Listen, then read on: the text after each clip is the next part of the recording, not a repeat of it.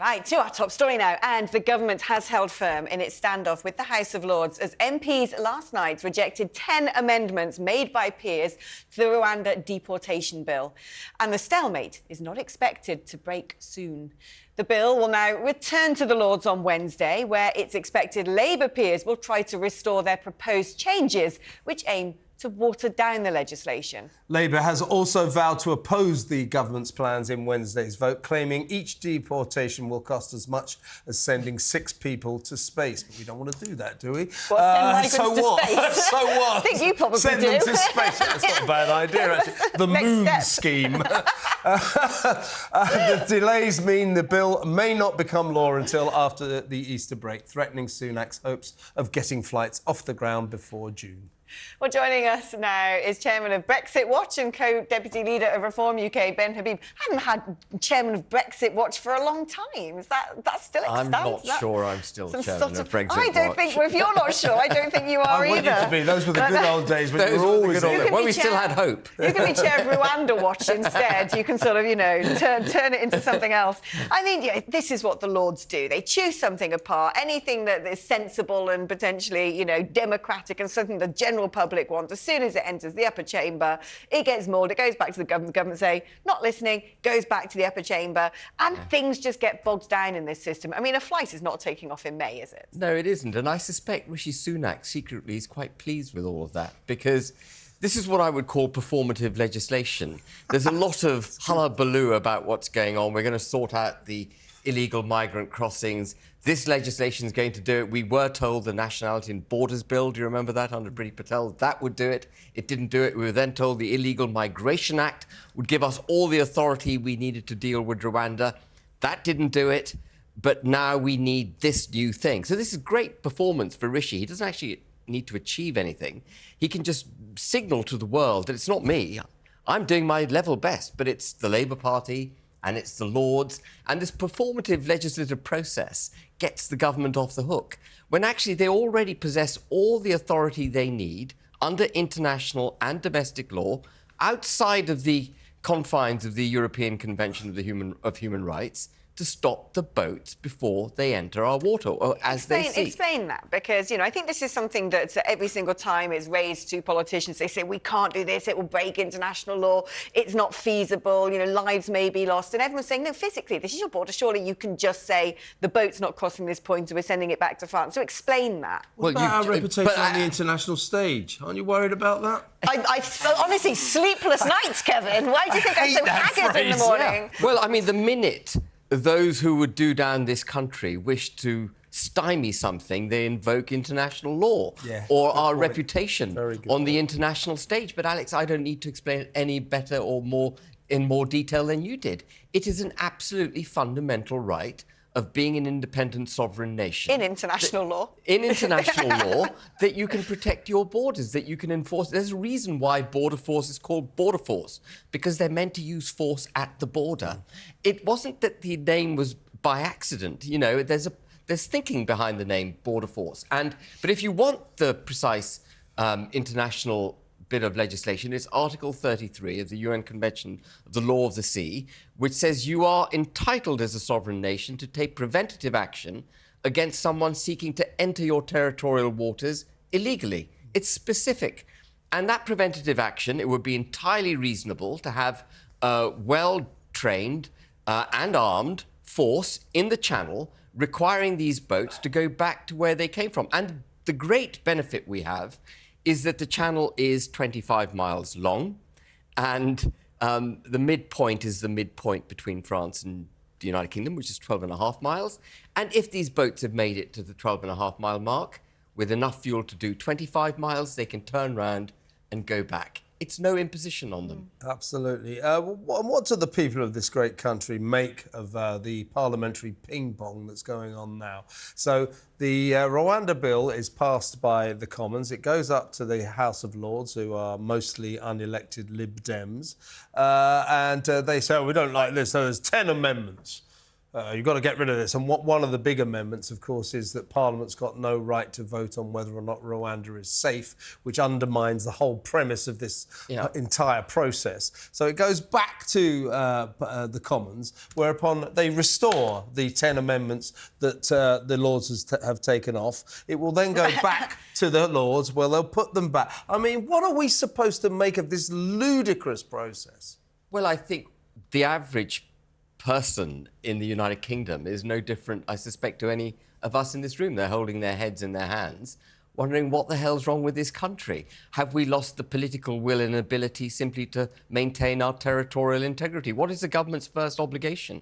It is to protect that which is part of the realm. I know using the word realm will also upset lots of people on the far left, but you know what I'm saying. That is their primary obligation, and they seem unable to do it.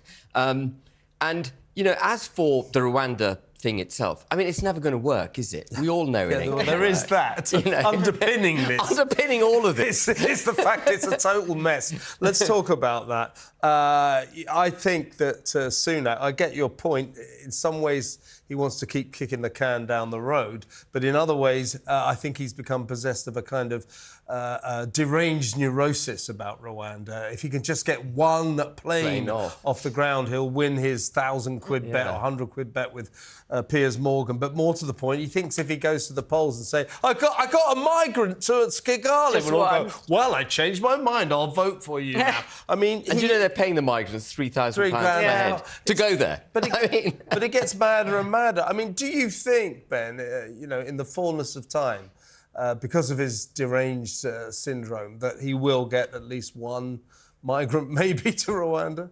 I mean, I would regret it, because the cost probably will be equivalent to getting someone into space. Yeah. And we as the taxpayer are going to be, you know, trounced again.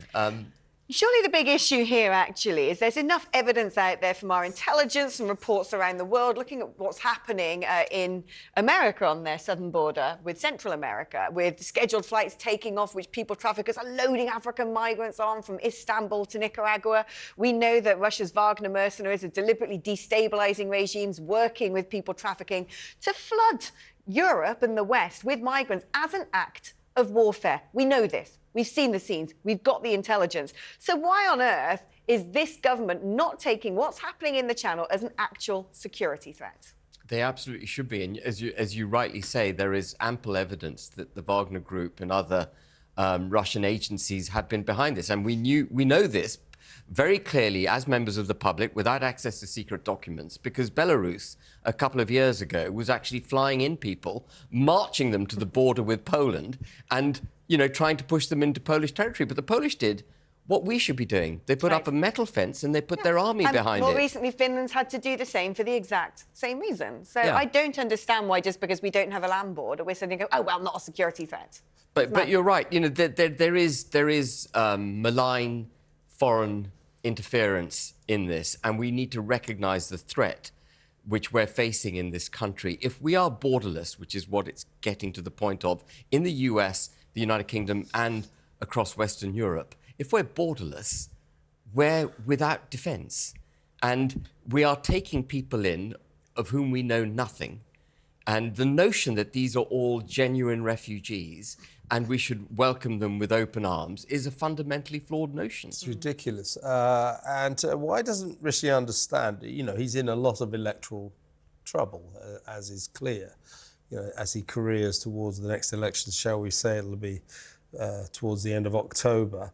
You know, he's facing what Barack Obama called a serious shellacking. Is that what he said yesterday on that little he said that. He said that about Trump, wasn't it? An extinction event. Yeah, an extinction. But if he turned the boats around, if he went into the Channel and started turning the boats around, that would be a serious vote winner. People would start saying maybe there is something to this guy. Turn their fortunes around. And yet he sits there droning on about our reputation on the international stage. Why doesn't he just do this? Sunak could destroy Reform UK overnight. All he needs to do is cut taxes on the working and middle class, cut taxes on business, slash legal migration, ditch diversity, equality and inclusion, and stop the boats. And that's the end of Reform UK, and the Conservatives will win a thumping majority. And I know, and we all know, that they will win a thumping majority because it was largely on those promises that Boris Johnson got his 80-seat majority in 2019. This country is, by and large, small c Conservative.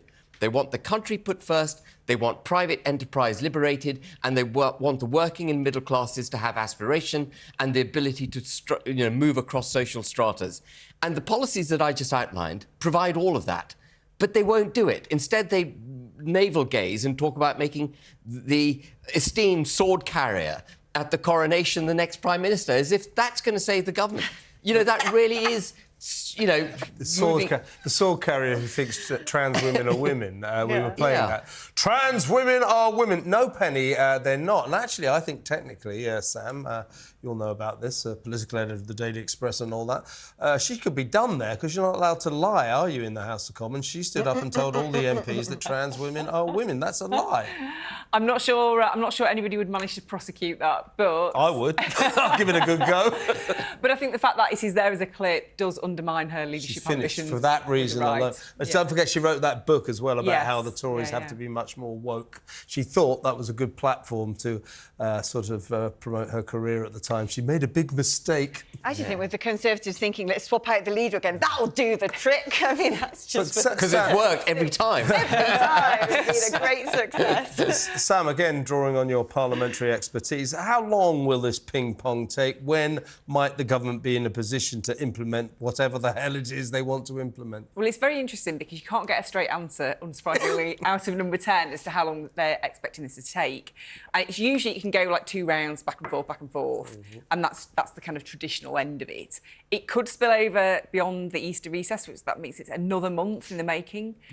I've been told that actually Labour will fold on it because they don't want to be the ones who are seen to block it. They want the fight to be taken to the courts, so that actually they will eventually fold in the Lords. So I think there is a quite a strong chance, I think, that it will get through tomorrow.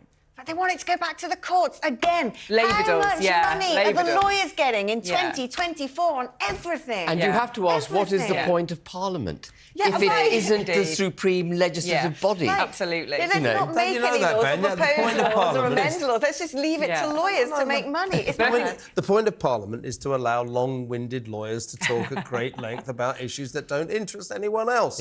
I think that with these debates, particularly on the Rwanda scheme, these contentious issues, there should be 2 sort of areas in the House of Commons. One for the verbose lawyers to rabbit on about, like, kind of Jones versus Smith, 1953 and all that, and one for the people who actually want to get things done. I was going to say one for the people to pelt them with rotting vegetables. Here, but I do think one of the big problems with Parliament is it is full of lawyers. There's too many lawyers in there. Well, certainly one too many on the opposition bench. He's the one I'm talking about.